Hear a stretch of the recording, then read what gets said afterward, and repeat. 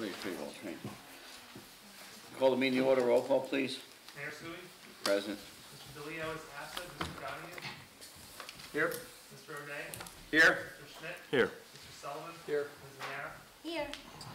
Notice of this meeting is provided to the Bernardsville News, Courier News, and the Star Ledger, filed with the municipal clerk and posted on the municipal bulletin board on December 12, 2017.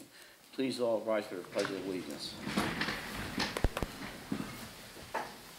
Pledge allegiance To the flag of the United States of America, and to the republic for which it stands, one nation, under God, indivisible, with liberty and justice for all.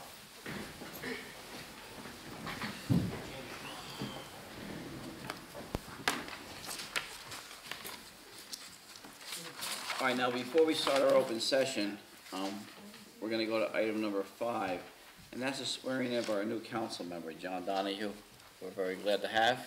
And John, your family's here, so we will welcome them up for your official swearing in. Yes. Thank you.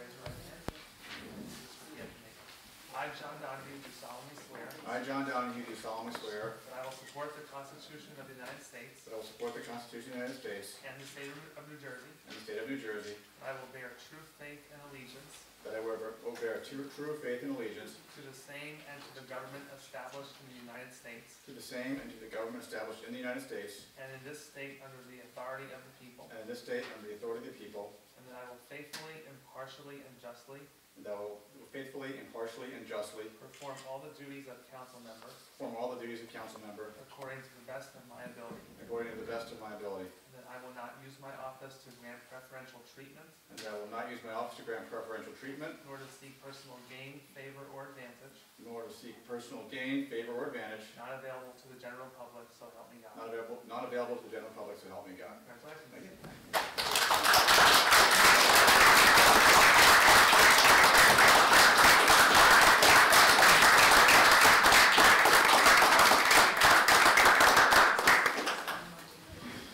John, congratulations again. Second time. Thank you. Thank you.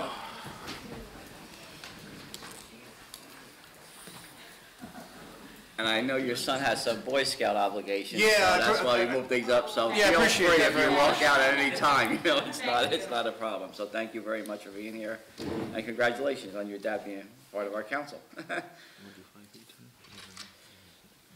No, we can just go right to Okay. Yeah. All right. So I'm going to go back to item number 4. At this point in the meeting, the mayor and council welcome comments from any member of the public to help facilitate an orderly meeting and to permit the opportunity for anyone who wishes to be heard. The speaker shall limit their comments to 5 minutes. If reading from a prepared statement, please provide a copy and email a copy to the clerk's office after making your comments, so it may be properly reflected in the minutes. Anybody from the public wishing to be heard?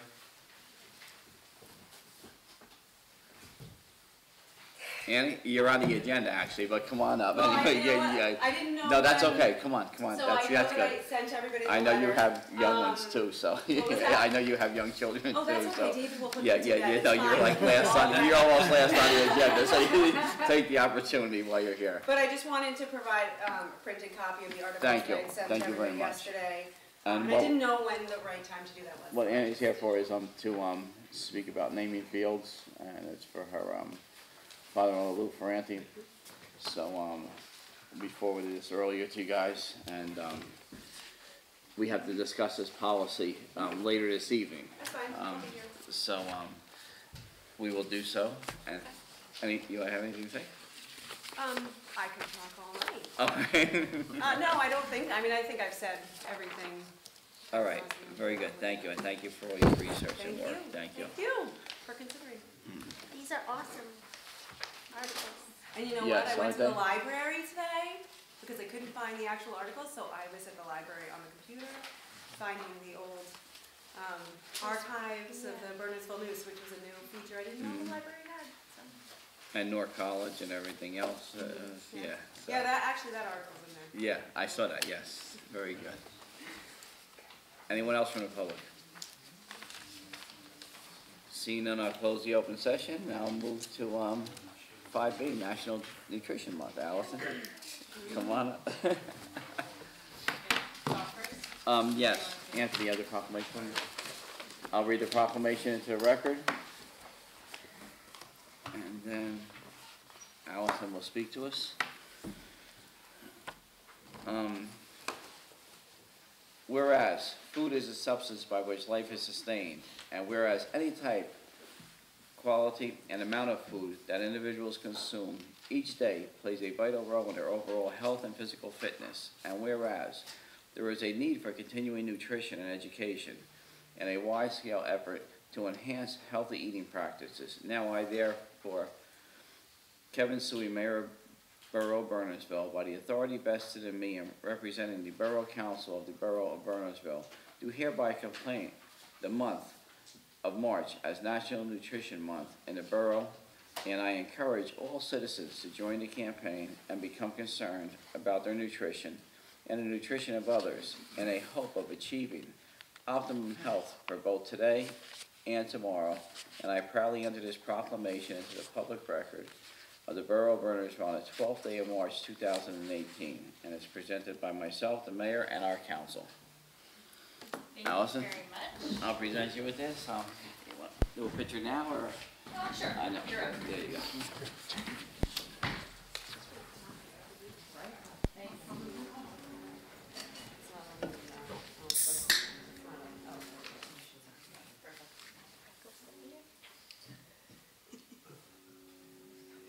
Thanks. Thank you very much, Mayor. So, my name is Allie. I'm the dietitian down the street at the Bernardsville ShopRite, so I'll familiar faces. I just want to talk really quickly about some of the services that I offer to the community. I do free consultations, whether it's for weight management or heart health, diabetes management, you name it. A lot of our issues today can be addressed with nutritional management. So I'm always a food-first proponent instead of just jumping right into other therapies. But in addition to the consultations, I do a lot of events here in our community. I'm at the schools all the time, doing nutrition presentations, different activities and lessons with the students. I'm also really involved with the scout troops and lots of other local organizations. So I encourage you this March, maybe your healthiest month of the year. It is National Nutrition Month, so take advantage of that. And the theme for this year's National Nutrition Month is Go Further with Food. So that can mean a couple different things. It could be either getting a little bit more creative with leftovers, so you're eliminating some food waste. And it's also to make sure that your choices that you make in terms of your food are going further for you. So like I said, whether it's managing a certain condition, making any time you enjoy food, you want to enjoy it, but then also make it go further by getting all the protein, vitamins, and minerals that you need. So happy National Nutrition Month. If you have any questions, I'm right down the street. And I've got some snacks, some nut packs, and some sparkling water too for anyone to enjoy this evening. So enjoy. And Allison, thanks. You have great programs in ShopRite and great snacks and everything, Thank you. But I'm not going to ask you how many council members or elected officials you've seen at health food. We've got healthy snacks for today. We'll leave that, but we have healthy snacks for today, and thank you very much. Thank you. And thank you for being with us in Bernardsville. All right, moving on to items of business. Ordinances, 6A. Mayor to open a public hearing on ordinance 18-1760, bond ordinance appropriating $1,743,115.50 and authorizing the issuance of $1,200,000 bonds or notes for the borough for various improvements or purposes authorized due to be undertaken by the Borough of Bernardsville and the County of Somerset, New Jersey. Anyone on the public hearing or council members? So I have some information. Skip, I see you, you're popping your head up back there, I see you moving around. How are you? There's a quick question here. Yes. My name's George at 5904 Road. Got it? One of the items here that was outlined here in the usages of the appropriate cost for the improvements I think we're talking about that now, right? Yes. Okay. $201,000 from the Open Space Trust Fund for Peters Park. Where's Peters Park? Peters Park is on Claremont. If you're going up Claremont, where, Okay, well, the old Kiwanis, yeah, by the, John, you wanna speak? Kiwanis. Peter, that's Peters Park, I'm thinking didn't of we the do other that track. recently? Didn't we do that about 10 years ago? And I think the number was closer I'm to sorry, yes, I made a mistake there. 60,000? Kiwanis? No, not the whole field. Oh, Oh, just for the whole field? no, I think Oh, it's for okay. the, well, John should probably elaborate. I'm probably not the best person, Oh, but it is duh. for replacement of playground items. That's what I thought, the little playground there. Yeah. How big is the playground? 100 by 100? No, Approximately? Yes? Approximately 150 by 150 maybe. Okay, so 50 yards by 50 yards, that's pretty big. Mm. For $201,000, you're gonna replace equipment, playground equipment. Okay.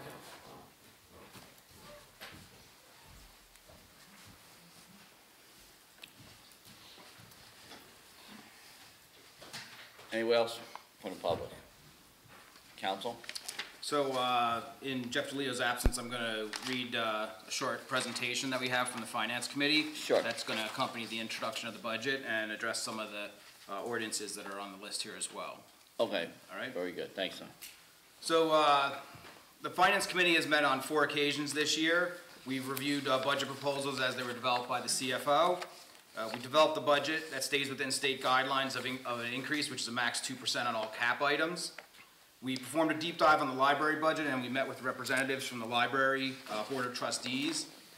And we also reviewed capital requests and created a proposal to use financing this year to support some of those capital requests. The budget priorities that are funded include public safety, the police and fire, the operational requirements of the borough staff, and the materials and things that they use. That's also included in this year's budget are roadway improvements, which were approved by voter referendum. In this year's budget, we've increased funding for the library. We've tried to balance the library's needs while recognizing that the municipality has historically provided significant funding above the state required minimums. And we've increased funding to the library to allow them to reestablish their Saturday and Thursday hours at the 2016 levels.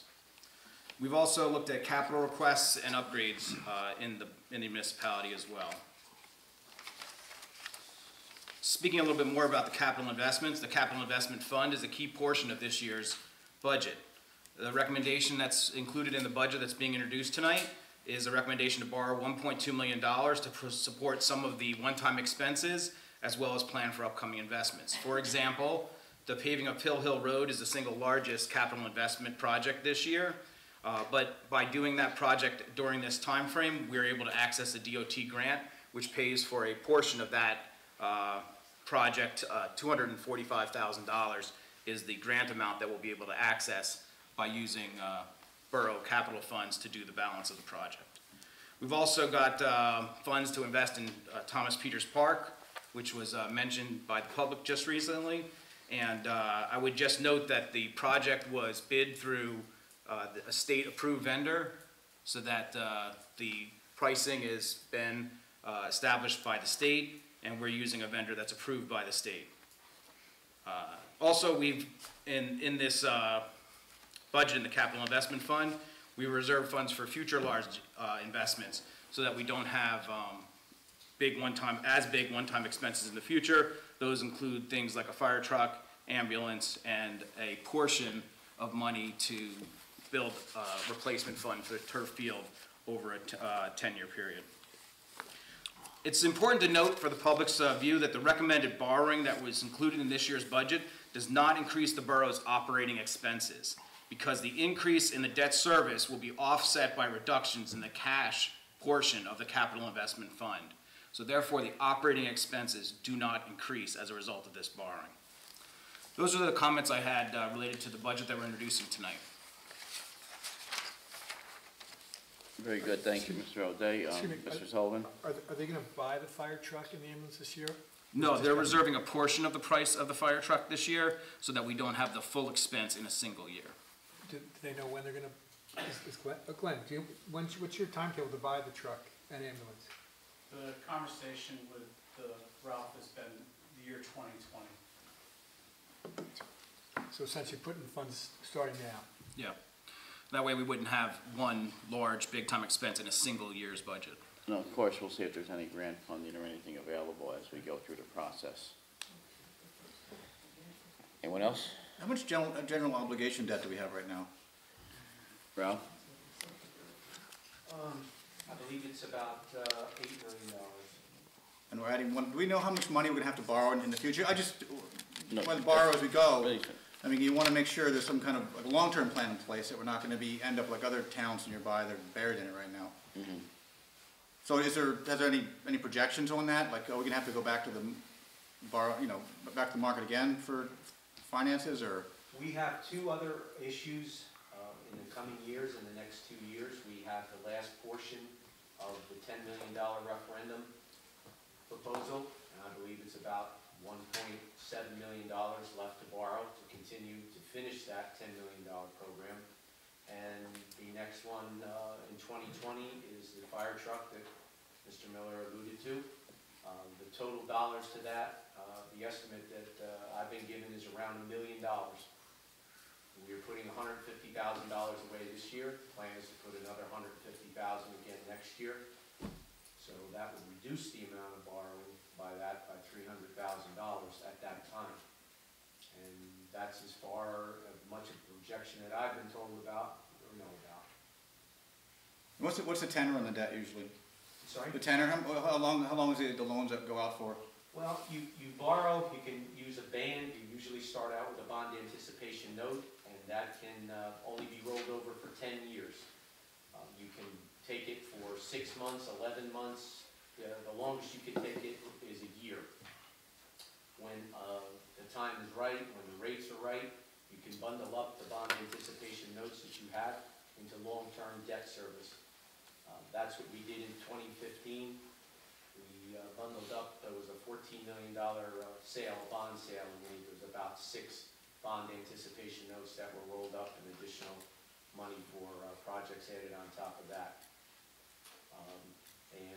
We normally, as I say, go out for short-term borrowing, which is maximum is 1 year at a time.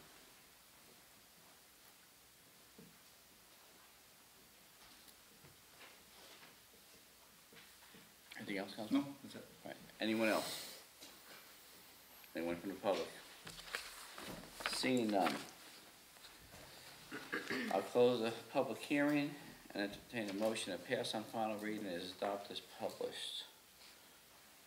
Anyone move? I move. Moved by Mr. O'Day, I'll second. second by Mrs. Mara. Roll call, please. Mr. Donahue? Yes. Mr. O'Day? Yes. Mr. Schmidt? Yes. Mr. Sullivan? Yes. Mrs. Mara? Yes. Okay, open public hearing on ordinance 1761 appropriating $269,250 from the Capital Improvement Fund for various equipment as listed in the 2018 municipal budget. Public hearing, anyone from the public or council? Seeing none? I'll close the public hearing and I'll entertain a motion to pass on final reading and adopt as published. So I have a motion. I'll move. Moved by Mr. O'Day.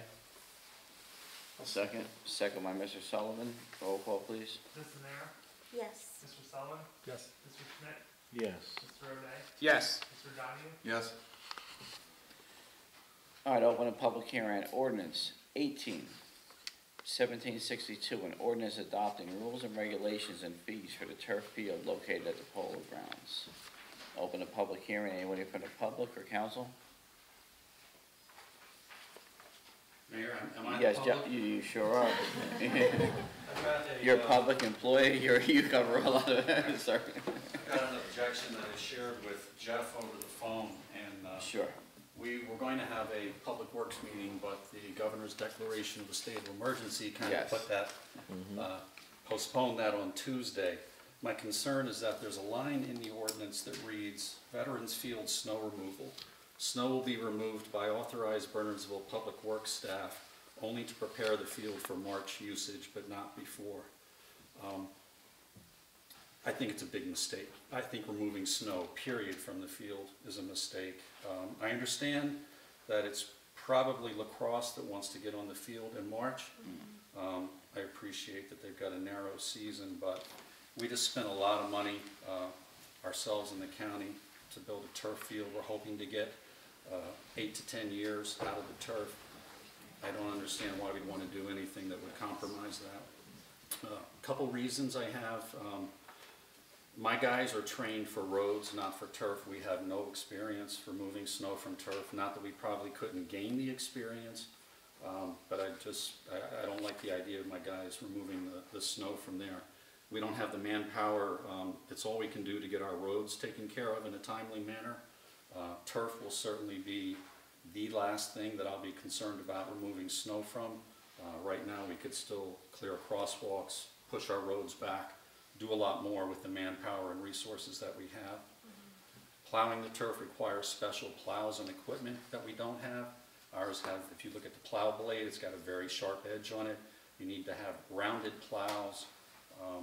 We use diesel trucks to plow with. It's a bad thing to be putting on a turf field. I don't think the plastics would like the drippings from our diesel trucks, nor the salt that will be dripping off of our trucks on there. There's an issue with where the material gets stockpiled. There's a danger of pushing fences over when we start moving it. We really need to physically remove the snow from the field, and we need to have a location for that. Wherever we put it, it's not going to be a good place when people are wanting to get on the fields for sports. The time of year we want to do this too, if we're in the middle of January, February, the NFL does it, college teams out in the Midwest do it, the ground's rock hard. We want to do it at the end of February when the ground's starting to soften. There's fear of putting ruts in the field if we're removing it with heavy loaders. The seams, a plow, you got to worry about the seams on the turf field and what a plow might do if it catches that. Again, I've got more, but I just think it's a really bad idea, and I'd like to see that line removed from the ordinance. Okay, what line is it? What's the number? There is no number. Okay. It just reads, snow will be removed by authorized Bernardsville Public Works staff only to prepare the field for March usage, but not before. This subject came up at the Board of Ed, I believe, and their facilities manager had a similar concern that I did. There's an outfit in Bridgewater that will come up and take care of it, and actually Doug Walker's getting a proposal for maintenance of the fields with some maintenance concerns that he has. And I've got a copy of the proposal. It's not cheap, but they will remove the snow from the field. We get in a situation where, I don't know, lacrosse has a game scheduled on the field. It's the middle of March. We do get March snowstorms. The last couple of years we've had a couple. Last week we had a foot of snow dropped. But I respectfully request that we remove that from the ordinance. Mayor, I have 2 points. One is I think that probably is better dealt with administratively anyway, rather than being in rules and regulations. And if you want to take it out, I think we could do it and adopt the ordinance tonight because it's not a significant change. Okay, so it's Would we have cleared administrative any other field? You know, I mean, it's Mother Nature. It's an outdoor field. It's not a dome. And it snows, it snows. It's closed. That's it. I've heard concerns, you know, I think it was brought up at a rec meeting that, well, why did we build the field? You know, we built it so we could remove snow. No, we built it so that after it rains, you can get on the field pretty much immediately. Yeah. I don't know if there was any discussion way back when about snow removal. Not that I remember, no. How does the high school do it? Do they do it? They don't. They don't. They shovel with a shovel. No, there was a bulldozer on the field, on the high school field. That's what I was gonna ask, is What how did did they Danny? do it at the high school? There was a bulldozer on the field, on the turf, and Wasn't authorized though. Yeah. It's my not understanding authorized, that yeah. I just drove by at the wrong time. Yeah, my yeah. understanding that it was a field trip, and it may have been a But piece of maybe- equipment with rounded edges on it. It Yes, could have been a there you go. loader with a push box that Yeah. has rounded edges on it, Okay. and not a bulldozer. I'd hate to Because see we've what a been in bulldozer some would do. situations before where we had calls, Yeah. from the school and said somebody's plowed the field and we don't know who did it. And, and I was like, it's not us, so. Yeah, that was what I was gonna ask, is how do they do it? at the Lloyd, do you have high school? anything actually? Yeah, I was just gonna say, I mean, Sure. rather than Lloyd Xing Sam it, speaking. rather than Xing it off, I mean, we should probably find the proper equipment that's used to do it and find out how much that costs. Okay. Because there's a way to do it the right way, Mm. and I think just disregarding saying we're not doing it, is Okay. sort of disservice. And it's really. We don't clear any other I'm fields. suggesting that, but it seems to me that rules and regulations are for the public's use of the field. What's This the, is an administrative thing. I that should think be this, handled by the administration. this sentence maybe would be better if we could replace it with, the public is not allowed to remove snow from the field, Right. period. That's what I think. And then that is a rule then. And then it'll be administrative And policy then of we the can, borough. we can take away this idea of, can we afford to remove snow? Or if we choose to do If we something choose to else do or so, whatever. or who pays for it if we are gonna do it? Because maybe the teams wanna pay for some specialty service, you know? I worry about the expectation, if this is in there, Cheryl's gonna be getting phone calls, I'm gonna be getting phone calls, March 2nd, when there's snow on there, hey, the rules and regs say it'll be off by March, and I agree. I just hate how to does, see how does the us. manufacturer recommend moving snow, or do they, or the installer? Field turf did not have anything for me. When I mentioned this to the county, they kind of shook their heads like, that's a really bad idea to remove snow from the field. And they've done many turf fields in Somerset County. Lloyd, I see it. Right off where the public can't do anything. I mean, unfortunately, there's a lot of high school players that'll just by hand with shovels clear it, so I don't think I so. don't think there's any harm with them at least doing it manually, and if you, I guess, switch the wording that no one in the public can do it, then it would. And we could probably almost take it out of the rules and regulations, you know, if you, you know, just your comments on it, and just make it an administrative policy. And if, the borough decides, But if we To don't say the public contract. can't do it, then does that mean the public can do it? Well, maybe we can put in there, no member of the public can do it without written permission from, the borough administrator or whomever. I'm sorry, but with Okay. the public doing it, I mean, they're just using shovels, so I don't think the public's the problem. You can't I have think the the public problem is if doing we bring maintenance big on the vehicles in borough there property. to shovel off the turf, that could create a problem. We don't have the right vehicles doing it. So I think we should allow the public to manually do it if they want to do it with a shovel. But I think we should also look into how it should actually be done if you have a turf field. There's got to be. yeah, to allow anybody to do it though, if they rip the turf and then we have to I think replace it, that's it horrendous goes on idea back because on the public can't taxpayer. be doing maintenance on borough property. It's no, liability wise, that can't fly. Warranty or If Jeff DeLeo was here, I think we'd have a lot more information to share about this, because I think, and Cheryl, you're here too, you can't just shovel a turf. It has seams, it has it's put together a certain way that it has to be done in a certain way without ruining it. There's little fill in there that has to be considered, so people, I mean, whether they do it or not, I'm not saying they do or they don't, but they should not be doing it. But I respectfully disagree. I mean, there's been teams that have been doing it for years out on the turf field. There's no problem with the turf. I don't know. How often are we shoveling the high school turf? Yeah, I don't think, I'm sorry. Yes, ma'am. They have, Just identify yourself, I know who you are, but just for the record. My son's a lacrosse player. I also see the high school, when it snows out there and there's a game, the high school kids go out there, and carefully they take it off. But obviously there's, they get permission, they just don't go out on their own. But if the game is scheduled or if they want to practice. And basically, Mr. McDowell, your statement was to take it out of the rules and regulations, and it can be an administrative process, we can look at it in the future. It wasn't discussed. So it was just to No discussion. remove it, it was remove it from the rules and regulations, i.e. no cleats, no glass bottles, et cetera. So, will the council approve right now to take it out of rules and regulations and move forward with the rules and regulations? I guess I'm without concerned this? with just striking and leaving nothing. What stops somebody from driving their Bobcat on the field and removing Yeah, I mean, I snow? think allowing the public to do it, subject to approval of means and methods, might make more sense. I'm sorry, you can't drive a Bobcat onto the field because the field is locked. Okay, I mean, I just think leaving it open to interpretation is a little risky. Agreed. All right, so where do we want to go? Well, there was a proposal that, subject to approval. We haven't had a meeting with it as Public Works. It came to Public Works. We had a meeting scheduled. The meeting was canceled due to the storm. I'd like to bring it back to Public Works to discuss, and then come back the next meeting. So you want to table this? Yes, I do. All right, I have a motion to table. I have a second. Second. Yeah, we're continuing the public hearing until the next meeting with no further notice of publication. All right, so we'll continue the public hearing until next meeting. And you guys could further discuss this in committee and public works. Thank you. Well, thank you, everyone. Thank you for your. All You right, should vote on, that should be done by motion, you should vote on it. all right. Moved by Mr. Schmidt. Can I just ask, are we holding anything up if we move this to the next meeting? Like, is this? Just the rules and regulations So- at this point, so, So it's not a big risk there? I don't think so, no. Okay. All right, so, Mr. Schmidt, you moved it? I moved. Okay. And who was it? Second by Mr. Sullivan. Roll call, please. Mr. Donahue? Yes. Mr. O'Day?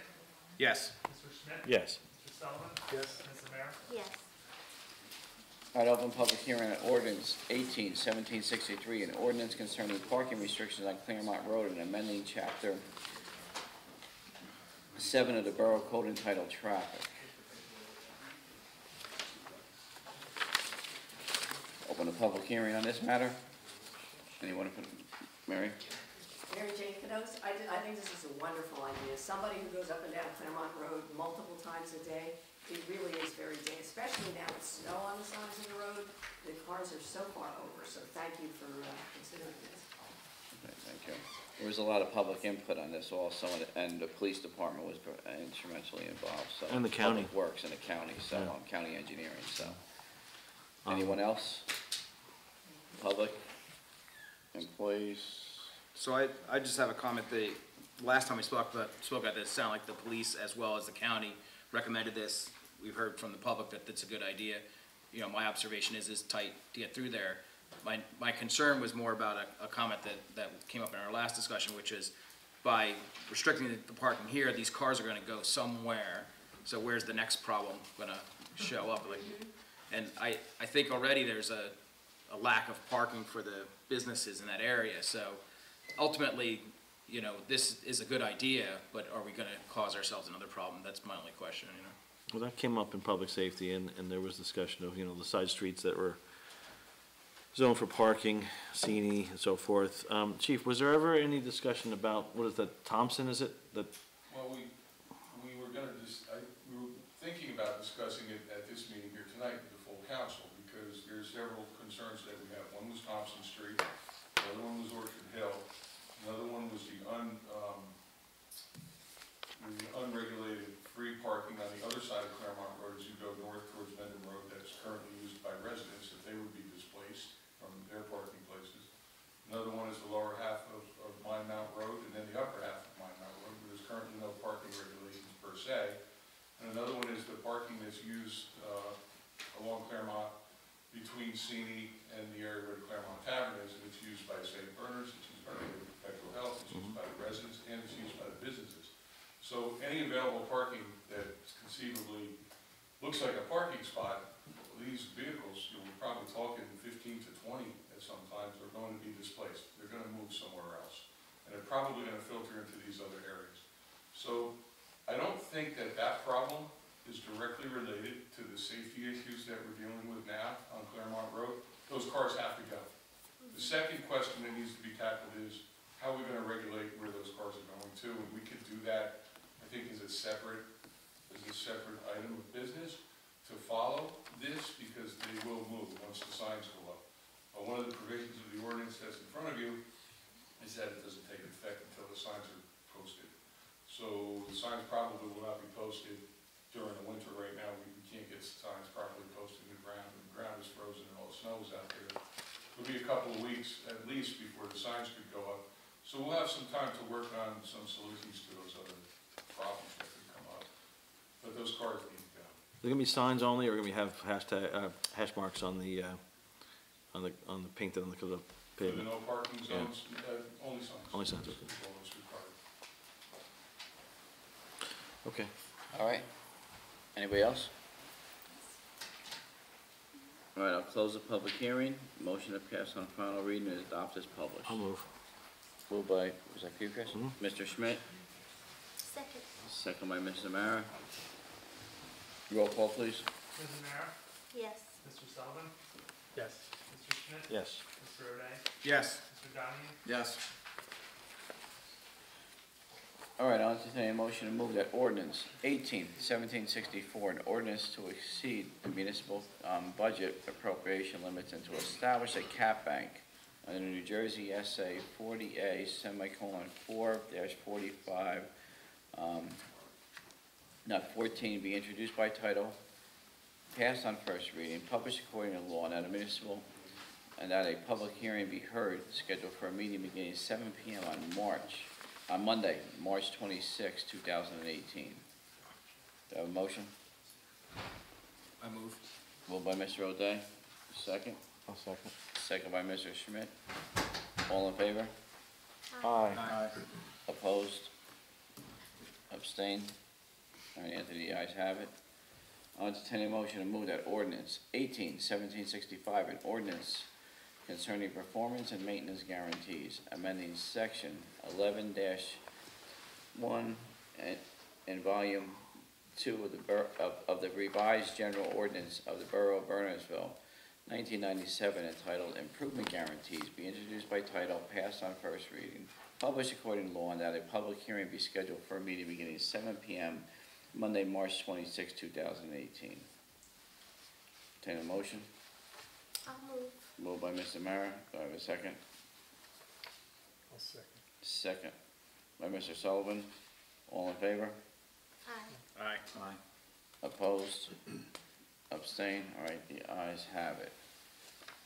All right, we'll move on to 6B. We have resolutions 1866 to 18-76. Does anyone want to pull any of these or discuss any further? 76 should be pulled, Mayor. All right, we'll pull. Direction of the budget. All right, we'll pull 1876. So, we'll look at 1866 to 1875. Anyone? And if not, I'll entertain a motion to move. I move. Moved by Mr. O'Day, I'll second. second by Mr. Mara. Roll call vote, please. Mr. Donahue? Yes. Mr. O'Day? Yes. Mr. Schmidt? Yes. Mr. Sullivan? Yes. Ms. Samara? Yes. All right, we go to 1876, introduction of the 2018 municipal budget. Finance Committee and Ralph, anything on this matter this evening? I think Mr. O'Day's introduction covered. Yeah, maybe I should have read my, Yeah, well, yes, you read it. maybe I earlier, should have but read my that was information okay. now. That was okay. Okay, so refer to my prior comments, then we're introducing the budget. Okay. Any questions from anyone? All right, seeing none. I'll entertain a motion to move 18-76, introduction of the 2018 municipal budget. I move. Moved by Mr. O'Day, second by Mr. Schmidt. Roll call, please. Ms. Samara? Yes. Mr. Sullivan? Yes. Mr. Schmidt? Yes. Mr. O'Day? Yes. Mr. Donahue? Yes. Okay, we'll move on to 6C, naming of fields. Ms. Franti's here this evening. She presented us with a lot of information and good literature.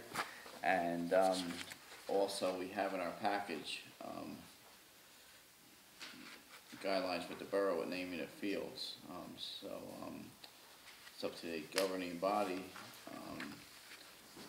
We could discuss this further this evening, make a decision this evening, or continue to discuss this moving forward. But thank you for your information, Ms. Franti, because it was fantastic. Thank you. No question. And it's part of our agenda package, so. Anyone have any comments or? So I don't know, did the public get to see what the,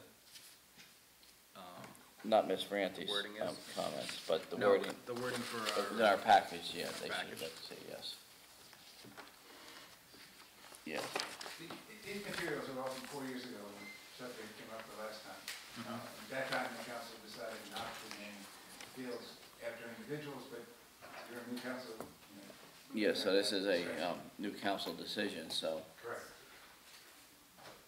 And after it came up, we looked and we said, hey, the pond is Irvine Pond, and, you know, you have different areas like Skip indicated Peters Park here.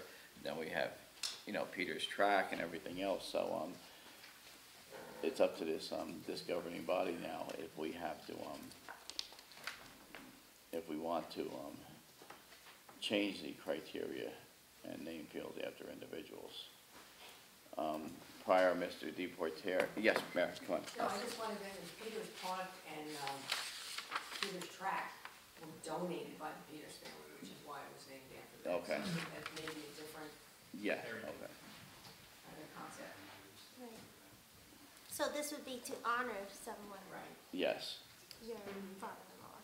And I remember when this came up, it was a few years ago for the Claremont Clubhouse, right? Yes. And it was to honor a member of the rec department who served for a long time. And it was in the research of that if you do really dig, Claremont is named after someone. It's named after Cooser.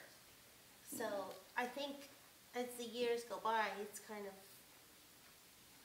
a great way to honor someone's memory, and those kind of things can and will change as time goes on. So for us, with all the materials you gave us, I would say that there definitely should be a spot to name Okay. after him. You know, for me, I saw him in church every Sunday, so Mhm. I I would mean, like he to definitely He opened the church made every an morning. impact on most of the community Yeah. for the past 70 years. Right.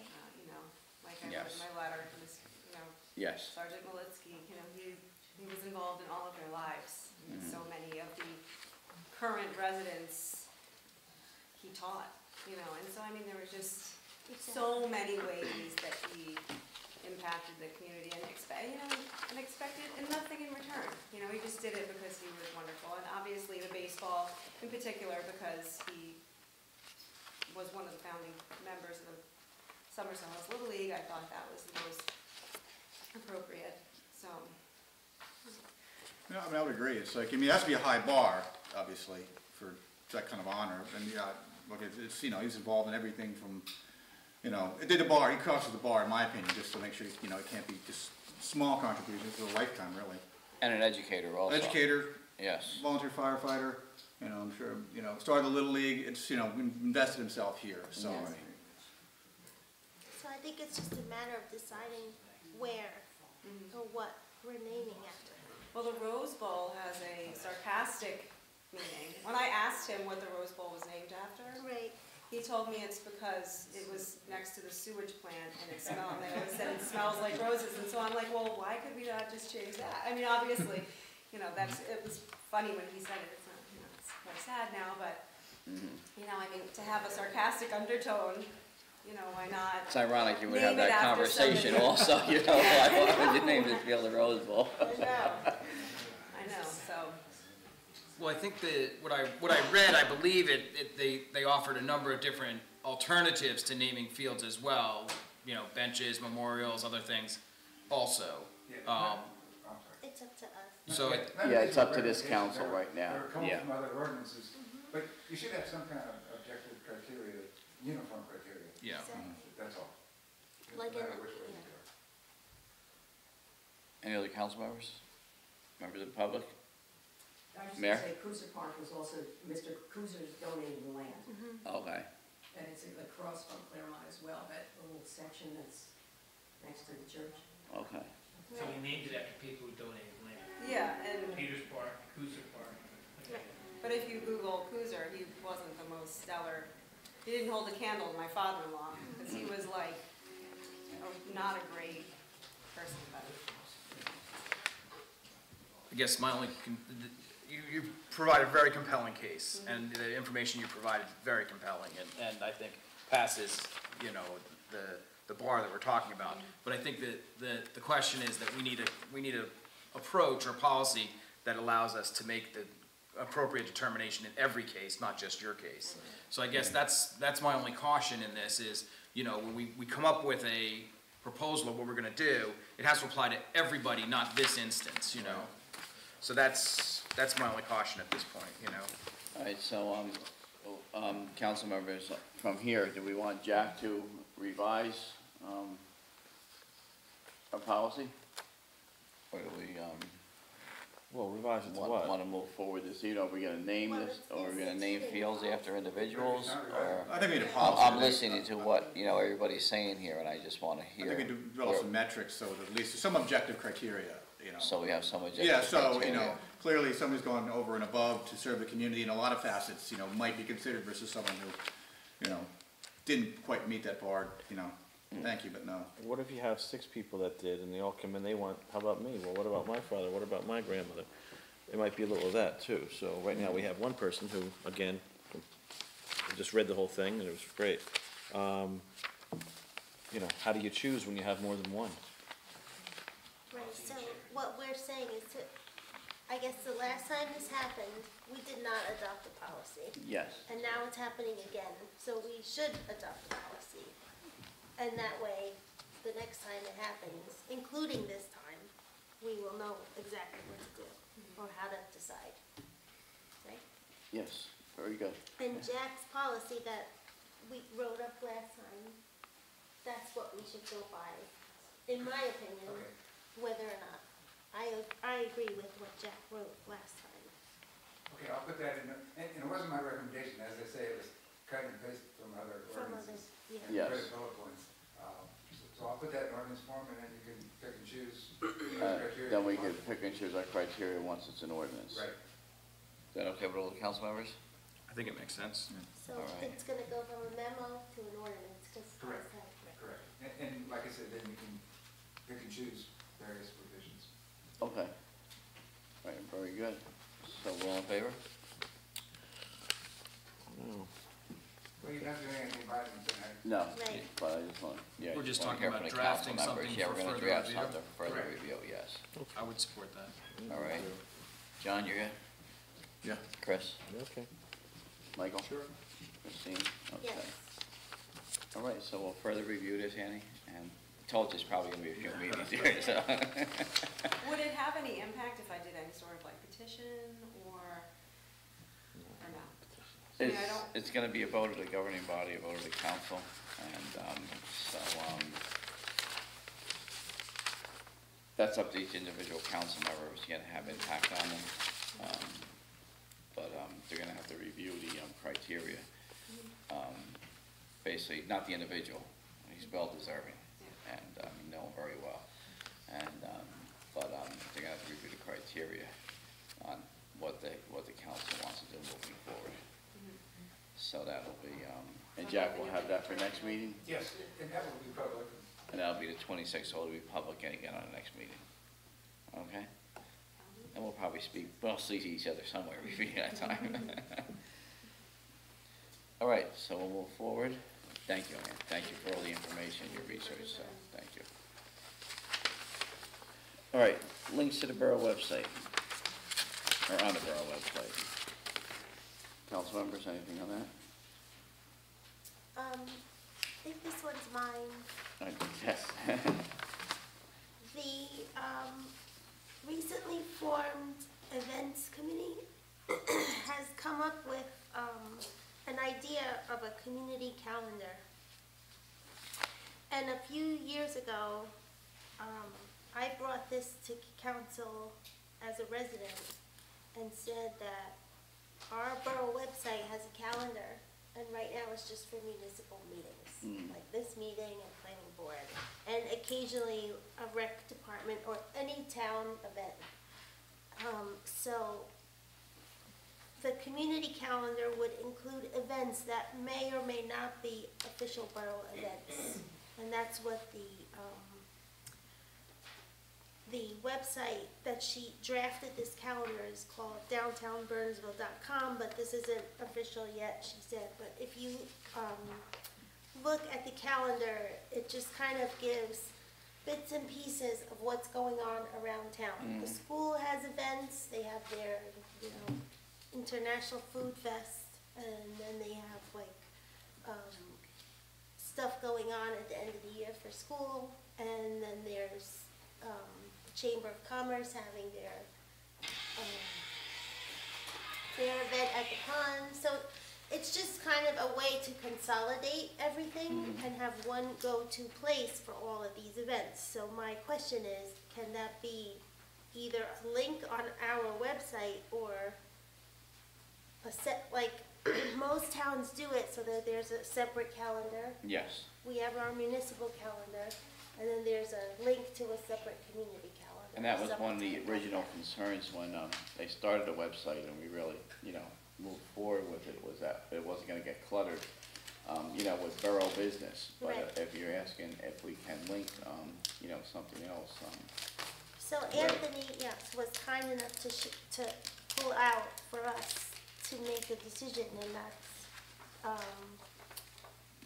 are the rules based on what the website, what we're allowed and not allowed to do on the website. And it does say, local Bernardsville nonprofits, organizations, so the schools, and may be authorized to advertise local Bernardsville events with prior consent from Borough Council. Interested organizations should contact the Borough Clerk. So if Olivia from the events committee that she's Yes. forming, which is up to us, I guess, to decide if these events can be on our calendar. and I'm a chair on the committee. I've spoke with her, so it's actually, I'm forming, and she's a volunteer, and John's also a volunteer, with the race committee right now. And, basically, I think it's beneficial to the residents and to the, development of Bernardsville. It's gonna bring people here, and that's Right. just my opinion, so council members, you let me know, John. I would agree. I mean, obviously, You got a vested interest. I would in agree, it. because I think it's, one-stop shopping for people interested in events in town. It kind of goes with what, a lot of people are talking about, just driving, activity downtown and, sort of giving that feel of, a vibrant, active community. So And- obviously, preaching to the choir, me. And one thing we spoke about, and John, you've been involved, and Bob Feroli's here, is we want to have a couple events a year at least, maybe 4 events a That's the year. plan. So we keep bringing people into our downtown. And this is no cost to the borough, really, and hopefully it's money generating. And then we can move forward with signage or whatever the committee recommends to the governing body. So that's what we're looking at right now. So we're talking about other events being on our calendar, or we're talking about linking to somebody else's calendar? No, we're talking about on the borough website. So Link not it. on our calendar, we could separate Not on our calendar, we calendar. could put an events calendar. And, or do you want, I don't know, I think if you put it on one, it might overcrowd things. Yeah. Because if you have everything, a bunch of things going on Mondays and stuff, it might overcrowd our council meetings or planning board meetings or board of adjustment meetings. And Jack, jump in if we're going too far here. Yeah, this is something that basically I started, Olivia volunteered, John, you volunteered, Bob Feroli, you volunteered, and and Christine, you of course involved. Well, what I would say is that if we say it's okay to put community events that are very low or free cost. We could almost put a separate, Anthony, would you put a separate icon, community events? Right, well, I would say that this is best to be our technology person and Yes. work on that, because as That's far as perfect. I understand Google Calendar, it's very easy to just filter and say, I want to see community events, and you click a check mark, and they all pop up. Mhm. So if you only want to see borough calendar stuff, there should be a way to just click the check mark, and I don't think it's, All right. I know it doesn't cost anything to do that. So any objections from the council members? I don't know, I just feel like a link out would be better. You think Right, that would be so- better? Yeah, just, And once again, I think we should adopt criteria so that people are treated uniformly and no arbitrary decisions are being made as to what events can be linked. Yeah, and you mentioned nonprofits. Right, so it'll So, be we look nonprofit at and nonprofits. free events, Yeah. so if it's like, something that's gonna cost. We don't wanna one thing we don't wanna get involved with is your free events is advertising for 20 businesses, and that was the hesitation of the past councils. Nonprofits and stuff like that, that's related to the borough. But if somebody says, I'm gonna do face painting today, I'm gonna do this, basically, tie up the calendar, and then we can get stuck with outside organizations wanting to advertise, and I think that was what we were talking about in the past, Jack. Yeah, Yeah. the primary concern was advertising basically for commercial. So, But there should be some kind of written policy, nonprofits. yes.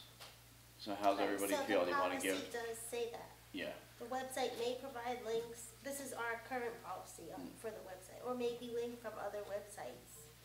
yes. The existence and/or provision of any such links neither constitutes nor implies endorsement or sponsorship Yes. by Bernardsville, etc. So that's fine then.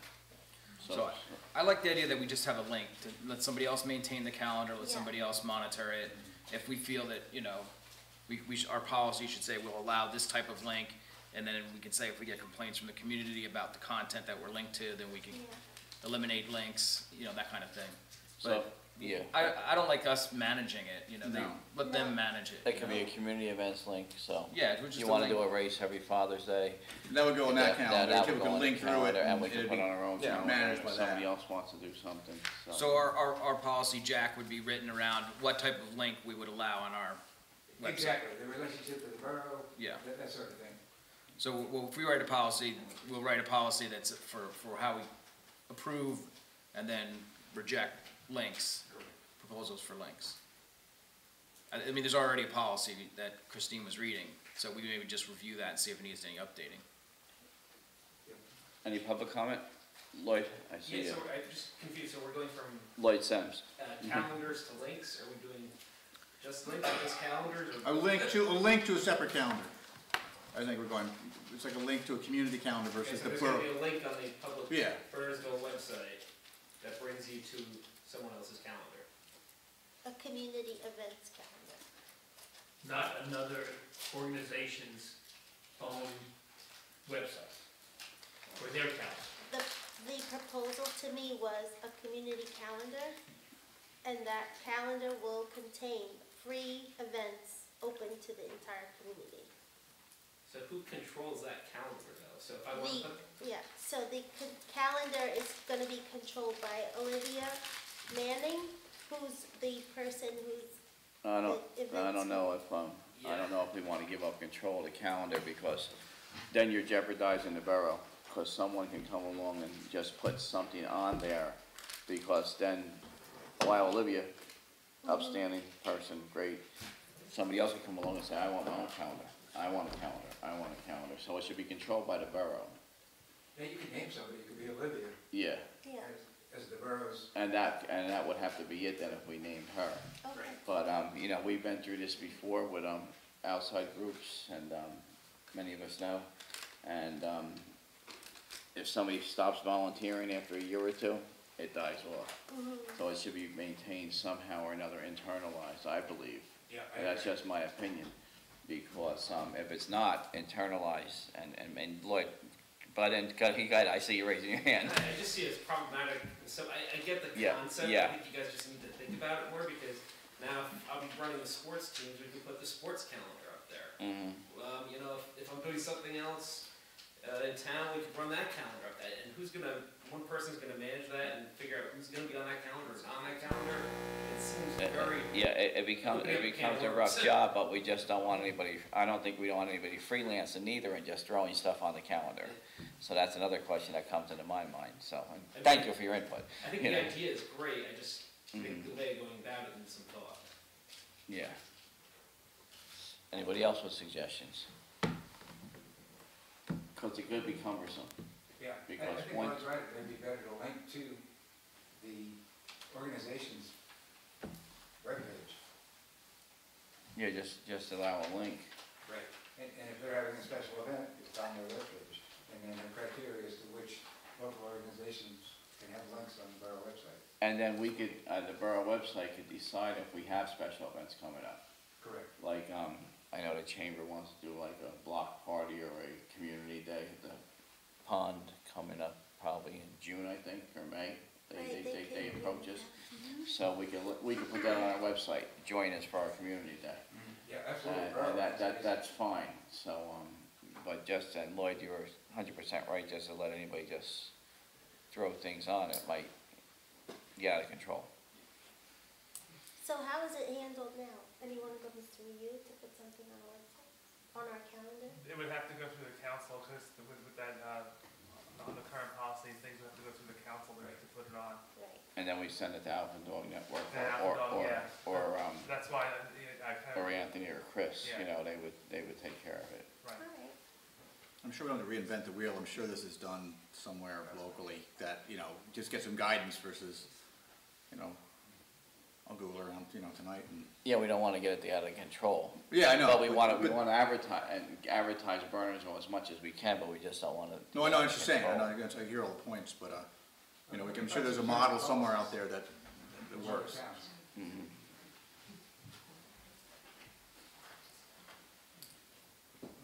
All right, so Jack, you're gonna I'll find some research policies that, while they very pass. good, and we'll discuss our next meeting. Thank you.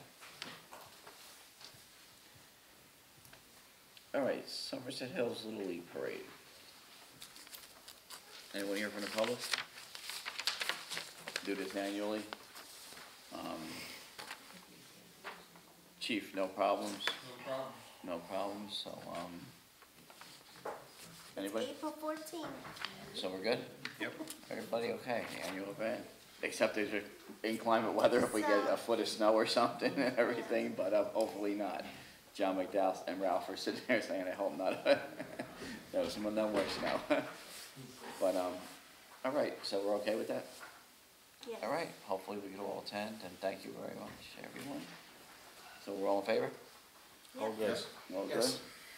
Opposed, abstained, we're all good, okay. Lorraine, Crest Trail, are we gonna carry this, John, or are we just gonna carry it? Or No, you I have think anything? we're. You have anything? You know, You have good stuff? I've walked it a few times, and Yes. with Mr. Aday also, and we think it's a lot of potential for trail building because it's where it's located. You connect neighborhoods, you can connect to the sidewalk that goes to downtown. It's about 16 acres. It's been pretty much, you know, neglected or overlooked for 37 years. So we think it has. We would like to basically, you know, sort of the council to embrace the concept of walking it with Mr. McDowell, just to get more of a feel for what he sees from more of an engineering and, you know, technical perspective. Yeah. And there are some trail grants available. Yeah, you know, we're I've gonna research seen a that, few. you know, to try to. It might be a little bit at a time. You know, yeah, but it's over gonna be a couple-year marathon, not a period. sprint, Yeah, yes. but I think, you know, the potential of that property, done properly, I think it's important to do it properly too. Mm-hmm. You know, to make it, you know, as accessible to as many people as possible, will definitely go a long way to sort of connecting neighborhoods, connecting downtown, you know, just a recreate, you know, a space to walk and, you know, just sort of a central gathering space. Yeah, right near Close us, to that. actually, for, you know, Hmm? I used to walk through there actually Yeah. years ago, and they had a bridge, and kids knocked it down and kicked There the was a boards bridge. I out. found the Yeah. remains of that Yeah, bridge the kids when we were kicked the walking board around down, there. there was 2 telephone poles with Uh-huh. boards and a railing on it. You built that? No, I didn't build Oh. that. You I own it used to now? walk on it. Ah. Then they kicked the railings off, and then they kicked the boards out the bottom, so. But I think it's, Yeah, there was. I think it's worth moving forward on, if we're all in favor. Do you have a letter you want? Yeah, it's in the packet. Oh, it's in the packet. Yeah, so we're all in favor? Who's doing the work? So, Well, we'll I have think to- it, I'm sorry, Yeah. my computer's going too slow here. There's a letter that introduced the concept, and I think there was a request, but it's really just for supporting the Open Space Committee doing further investigation. Yes. And asking for a little bit of limited amount of resources from Ralph to have Sure. maybe 1 or 2 of the guys go out, spend a Yes. couple hours just walking Yeah, the that's- area. that's employee And giving their time. input about, you know, what would be an appropriate approach. We're talking about building, you know, some type of trail system that wouldn't be Sure. paved, might be just gravel or Just- something. yeah. It would be a fairly, we would be developing a scope of work for the project, so we're not asking for any money or anything at this time, just further investigation. Pat? The idea Pat was to McFadden. start out really slow and Yes. maybe do some trails around it. Sure. See if we can get Aaron to look into some trail grants like we got to do over by the Yes. Audubon, and then work it up from there. Mhm. But we also would like input from rec to see what else could be done with it, and everybody else to see if it's not environmentally a problem. Mm-hmm. And then maybe have the town look at it and let us know how far we can go with trails. Sure, and that sounds great. And No, it's very that's slow one thing work our way up. we were looking at and we wanted to do, you know, we were speaking a couple years about that now, and we've building trails little by little. Right. And we're making some progress, And which it's on is the coming open good. space and rec master plan that's in the Yes. master plan. plan, so this is the next one we would like to Yeah, go so this to. is the next phase of our, But I moving think we're gonna forward. need a little bit more help than just us digging up, coming up through ground top. Sure, and we have some waterways we have to go over, but, yes, I think it's a great idea, and, I support it, so, if everybody else here is okay, Yeah, I think it requires further investigation. Further That's what investigation, I would yeah. propose we do. all right. Everybody okay with it? All in favor? Further investigation and moving forward on whatever, we come up with next meetings and stuff. Yeah, we'll come back to the council if there's a price tag for something. Sure. And at that point. And we can look at biking paths, running Yes. paths, The idea was multi-use, walking, whatever it might because be. you don't want yes. to just limit people with mobility issues, health issues, and make them to feel it's something that they can access too. Yeah. All right, very good. So all in favor? Moving forward? Sure. Sure? Aye. Okay. Opposed, abstained, the ayes have it. All right, sample vacant property registration ordinance. Yeah, I got these at the request of the council, and it looks like a sample ordinance must have gone around at some point in time. And I think the ordinance may be a good idea. My only concern, as I stated last time, is with the fees. Because the general rule is that a municipality may require a license in order to help it regulate under its general police power, and may apply license fees to defray costs and expenses collected during performance of regulatory authority. And here's the rule: the fees generated by licenses must be related to regulatory expenditures and may exceed regulatory costs only within reasonable limits. So I think the ordinances were more of a tax or more of a punitive measure, which I wish we could do. There's some fairly consistent numbers in different towns. That's why I think. But then at the end of the package, there seemed to be a lawsuit Yes. that the fees were way too high and out of line with reality. And we have to And see I what the, find many towns that actually have the ordinance, but it does look like they all were Use- reading the same playbook. Yeah. the courts usually set a barometer on Yes. what they're gonna accept. Was And they it- follow each other, Was this Yeah. case ever adjudicated? What happened? I think it's still pending. Oh. Well, the fees got pretty high, $5,000 a Yeah, year. they're very high. Yeah. And that would be hard to justify in all honesty, because, it's the cost of running the zoning office, basically. And it's according if it's monthly fees and are non-compliant, and you can, document non-compliance, et cetera. Right, yeah, I mean, And you can with, document. with specific, multiple violations. Correct. So that's where you get into the higher fees, I think. Well, this was just a registration That was just a fee, as I was registration reading fee, it. yeah, Year one registration. was 500, year two, Yeah, 1,000, year three. And that's not, Like it was just that's a not fee. gonna. Yeah, it's to that'll encourage, probably not. them to, Yeah. Do something. because one of the issues is theoretically, you live next to this abandoned house. Right. What's your property value now? Correspondingly reducing, so Yeah. that's why my opinion is, Well, I was very encouraged by what I read until we got to the end, and then they were getting sued for it, Yeah. So at first it seemed like everybody was doing the same thing. I'm thinking, hey, good for us, right? But then they're in court over it now, so I guess that's my only concern. Well, I think our recourse is to enforce the property maintenance code. Having a registration ordinance would allow us to monitor the vacant properties easier. But I do think if somebody challenged, a $3,000 registration fee, they'd probably prevail. Yeah.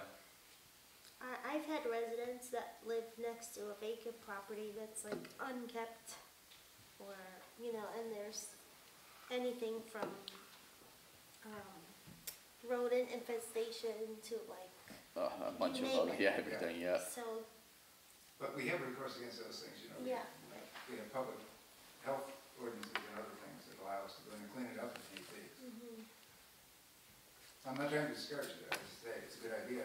I'm just concerned if we had fees as high as some of those other towns, it would not withstand challenge. Right, it would just deter this from happening. And then there was one town that had lower fees than everybody else. Yes. Or lower fees for certain properties, and I thought that would kind of weaken your case, wouldn't it? How can somebody do it for half price? Well, they could probably justify those fees in that town, if they didn't get challenged. No, but I'm saying the lower fees make it harder to justify the higher fees in other towns. Exactly. Because the lawyers can point to, town B over there has these fees, and yet why are your fees 3 times that amount, Right. Well, if we had 10 of these, and the fees $5,000 and $15,000, just from those properties. You know, it would all be great. It'd be nice if we could make a profit. Well, the goal is to not have, I understand. So going back to your point about we have maintenance ordinances for these houses, so their maintenance enforcement incurs fines if you don't do it? Correct. Or we do it for you and then bill you? Correct. And put a lien, I guess a lien on the property, is that what it would be? We can do that in the case of health and safety violations. We've done it in the past. In the case of just property maintenance, they can get fined on a daily basis, each day is a new violation.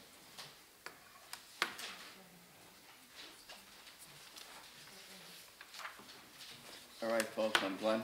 There. A perfect example is there's a house that we actually responded to during the storm that is an abandoned house per se, it's under foreclosure. And, you know, there is no person listed, no way to get a name or a person to go, and the driveway had 24 plus inches of snow in it. But we do have an ordinance. I did take that to Jeff, I'm just stating that Make the mortgage company. this would probably go on top of that. We've actually asked for Knox boxes at these houses and other things so that we can get in these dwellings and we can check. But, you know, I do fully support the council having some type of a mandatory registration for these vacants and foreclosures so that the police and the fire can have pure knowledge of what's going on in town. And control over the property, like you said, knock boxes and everything else. And property maintenance just for the neighbors also. Because if you're living next to one of these properties, or you have one on your lot. We do have the ordinance requiring Knox boxes, but we also have the ordinance making the mortgage company responsible for the maintenance. Mhm. Never enforced. So any recommendations from council? So it sounds like we should review our maintenance. Changes, And the registration. We don't have a registration ordinance now? We do not. So we want to put something together. Does that make sense? I think it makes sense, yeah. That would provide the data and information How for about the you, fire Chris? and What do you police. think? Yeah, good. And then we have to set some sort of registration fee that's defensible in Gotta court. be justified. And then be more rigorous in the application of our existing maintenance ordinances. Chris, is your neighbor still, effectively abandoned? No, that house finally sold. Yeah. I mean, the first house, right? Yeah. Yeah. Mike, you're on the. No, good, yeah, no, that's, Planning, good, that's good, yeah. good. Everybody's good with that? Yep. All right, so Jack, we'll work on something? Yep. All right, 6H, public hearing on contract award.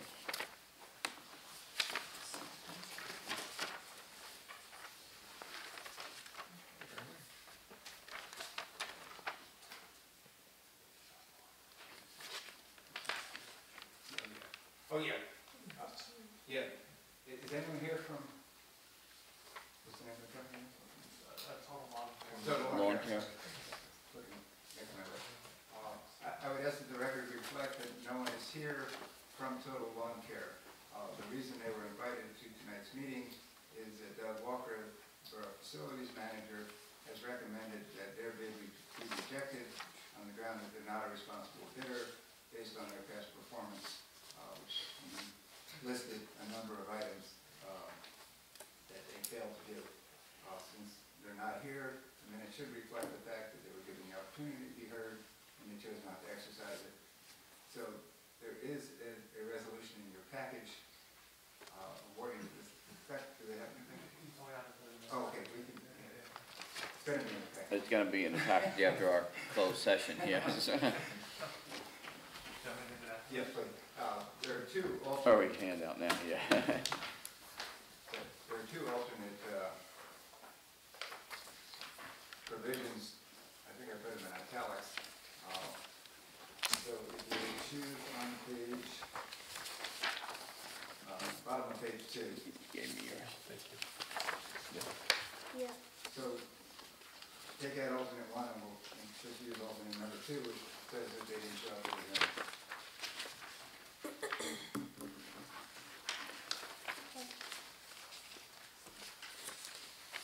So if you just go to the body of the ordinance on the last page, it rejects the apparent low bid submitted by Total Lawn Care in the amount of $46,950. It awards contract for 2018 to LTI Inc. of Florham Park in accordance with its bid proposal in the total amount of $64,180. And it makes the contract award contingent upon LTI satisfying all other requirements of the notice to bidders. Comments, anyone? Questions, concerns? Lots of discussion about this at Public Works Yes. throughout last year, so, Yeah, and public meetings last year also. yeah, so, I'm all for this. Yep, and we did discuss it in executive session last meeting. Yeah, this was the company that was billing us for stuff that we They didn't show up for a whole month, Right. so there were a number of problems.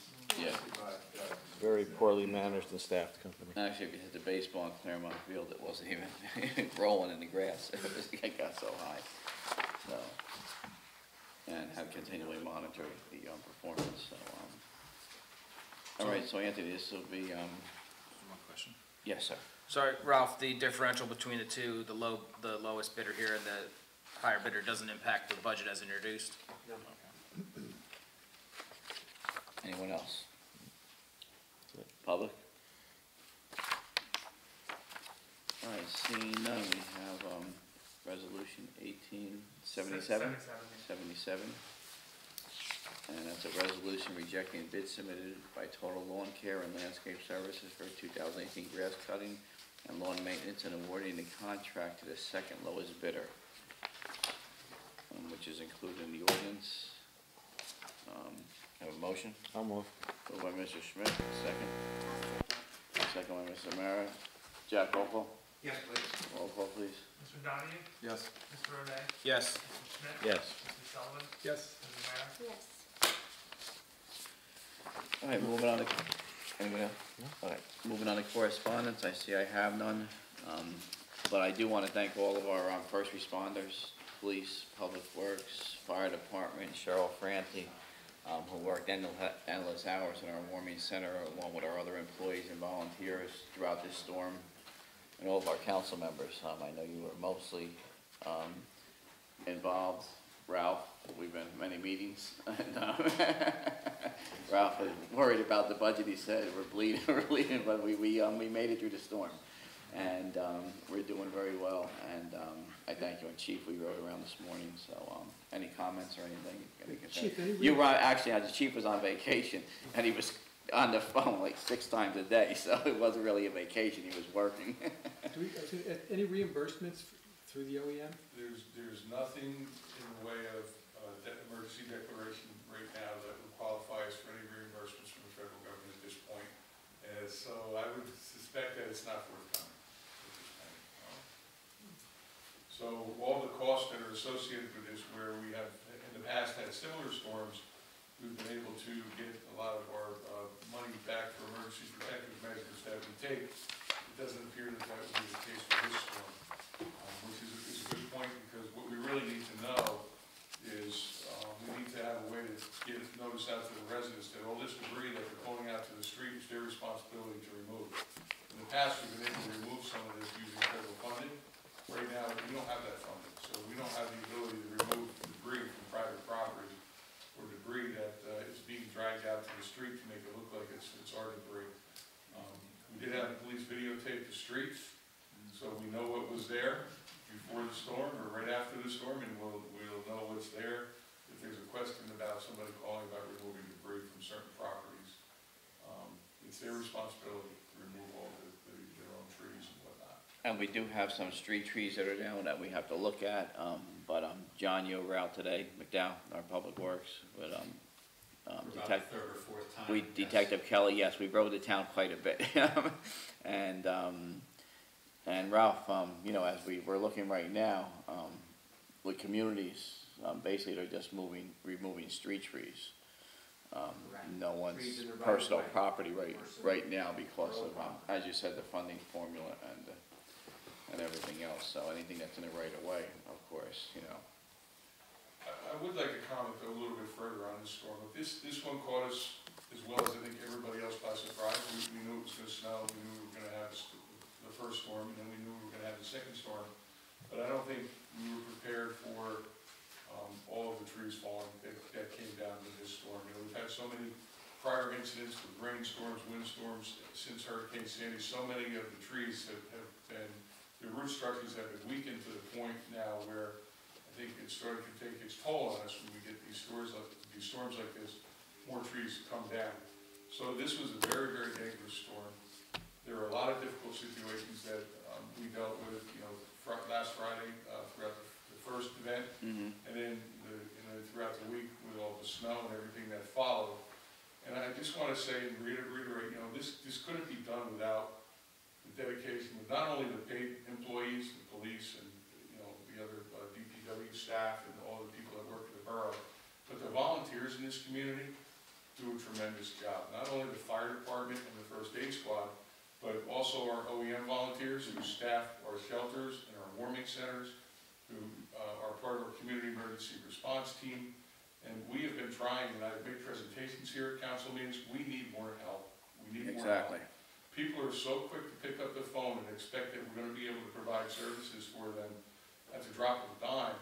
And we have a very limited staff in the borough to deal, when we go 24/7 for 6, 5, 7, 8, 9, 10, 11 days at a time, around the clock, straight, dealing with problem after problem, trying to coordinate everything. We rely on those volunteers to help us, and without their help, a lot of what we do wouldn't be possible. The warming center at the library is a perfect example of that, and basically acted as a shelter. We had people coming from other communities to take advantage of the services that we offered because we were, quite frankly, better prepared, I think, to deal with some of this than a lot of other communities around us. But that doesn't mean that we weren't strained and that our staff wasn't strained. So it's vitally important that we get the word out that, there's a place for people when they're sitting home for a week without power, looking for something to do. We have something for them to do. But all they have to do is, get on board ahead of the storm, sign up, get some minimal training in the area of their interest, and then we can use their talents and their time to serve the entire community and to do even a better job than what we were able to do during this last storm. There's a lot of work that can be done by volunteers that are properly trained and willing to come out and help when we need help. And every year at the council reorganization meeting, you approve a list of OEM volunteers, as well as other volunteers in the community to assist us. And that list gets smaller and smaller every year. We've done community outreach programs, we've gone to local faith-based organizations, we've talked to the business groups, trying to get more people involved. We need to get more people involved, and we can do a better job.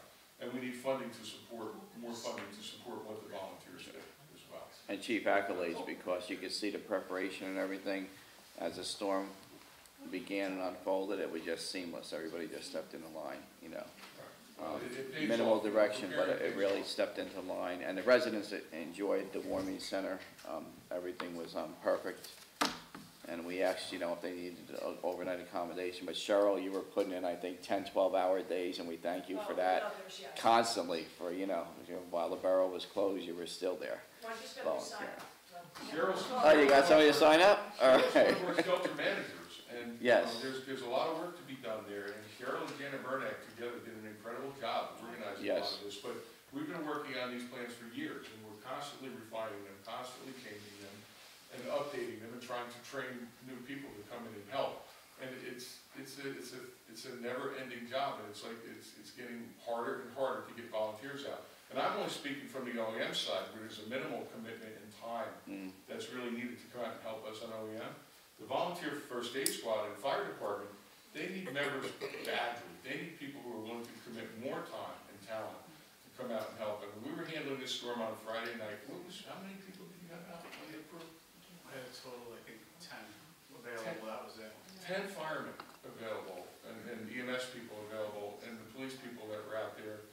People couldn't get home from work to help us. We need more help. And we couldn't get help from surrounding towns because not only do they have the same problems getting volunteers, but they couldn't even get into our community. There was no way for them physically to drive into our community to help us because we were basically isolated. All the main streets coming into town were closed at various different points in time. So we're on our own. We need to be more resilient and better prepared. And the OEM is prepared to do that.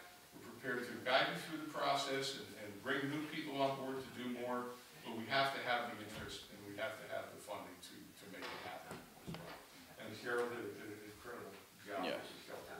No, and please, I wasn't alone, you know, there was Janet Varnick, there was, Brian Kelly, Road Department, Fire Department, First Aid, you know, there's administration, people, it wasn't, you know, it was everybody. But, I will just say, there was like, with the CERT team, you saw maybe 6 of us the first day, 5 the second, and then it got less and less. So it is, some people have other commitments.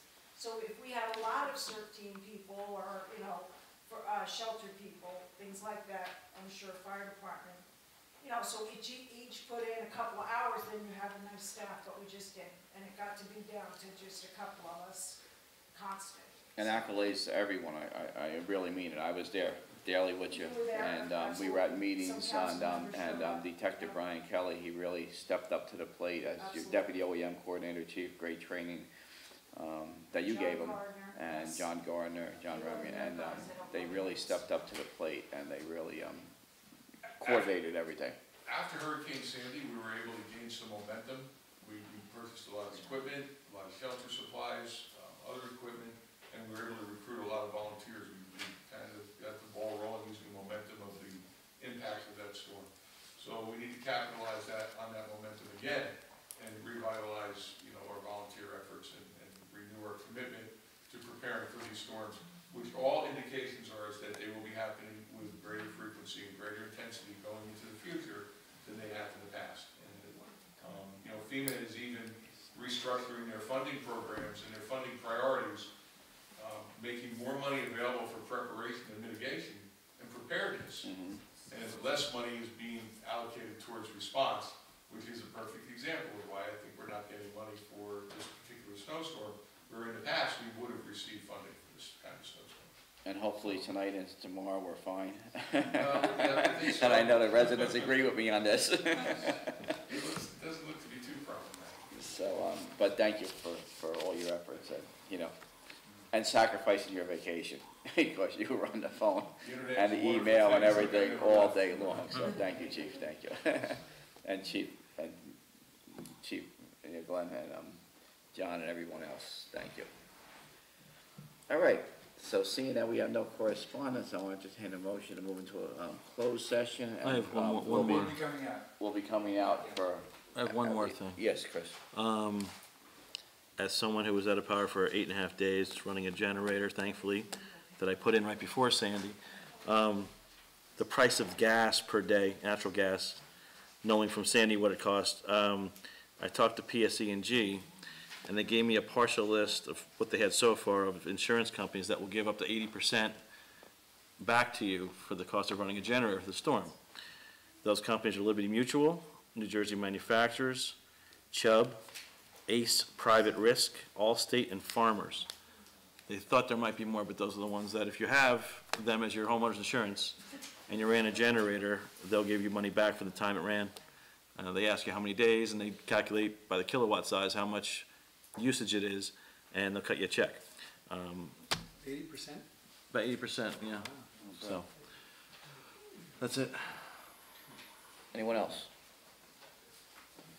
Seeing none, I'll entertain a motion to move into closed session. And thank you, everyone, to this evening. Great comments and great input with the council. I appreciate it. I'll move. Moved by Mr. Schmidt. Second. Second by Mr. Sullivan. All in favor? Aye. Aye. Opposed? Abstained? The ayes have it.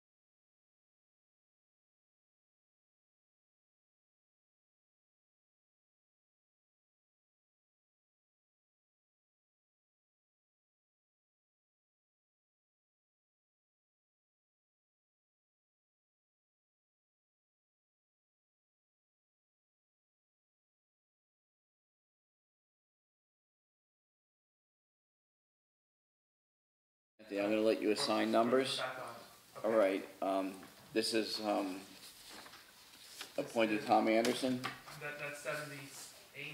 78, okay. Resolution 1878, appointing Tom Anderson as part-time fire official. Entertain a motion? I'll move. Moved by Mr. Mara. Second. Second by Mr. Schmidt. Roll call, Jack, on these? Yes, please. Roll call, please. Mr. Donahue? Yes. Mr. O'Day? Yes. Mr. Schmidt? Yes. Mr. Sullivan? Yes. Ms. Samara? Yes. All right, resolution 18, is this 77? 79, appointed Anthony Taranelli as part-time fire inspector. Entertain a motion? Move. Moved by Mr. Schmidt, I'll second. second by Mr. Sullivan. Roll call, please. Ms. Samara? Yes. Mr. Sullivan? Yes. Mr. Schmidt? Yes. Mr. O'Day? Yes. Mr. Donahue? Yes. All right, This is the order. Bernardsville draft ordinance after the regular? Well, the Yeah. draft will come up now, I just. I draft, okay. Before you, This is Thank you. 181766. All right, ordinance 181766? 1766. All right, an ordinance appropriating $1.2 million from the Borough Open Space Trust Fund, of which $500,000 is to be reimbursed from a Green Acres grant for the purchase of 20 Dryden Road. Statement of purpose to appropriate $1.2 million from the Open Space Trust Fund to purchase 20 Dryden Road for open space recreation. I'll entertain a motion. I'll move. The public hearing will be on Oh, pub- March 26th at 7 p.m. Just to know. Public hearing on March 26th at 7 p.m. Moved by Mrs. Amara, second. Second. Second by, who was that? Was that? O'Day. Mr. O'Day. You guys sound alike over there in the corner, I'll tell you. It's the echo. And then, all in favor? Aye. Opposed? Abstained? The ayes have it. Peter will I be give that back very to Anthony. happy. Yes, he will be. He'll hold the ribbon cutting up there? Since no other items on the agenda, motion to adjourn? Oh, yeah, that'd be great. Motion by Mr. Motion. Schmidt, second by Mr. Sullivan, all in favor? Aye. Meeting is adjourned.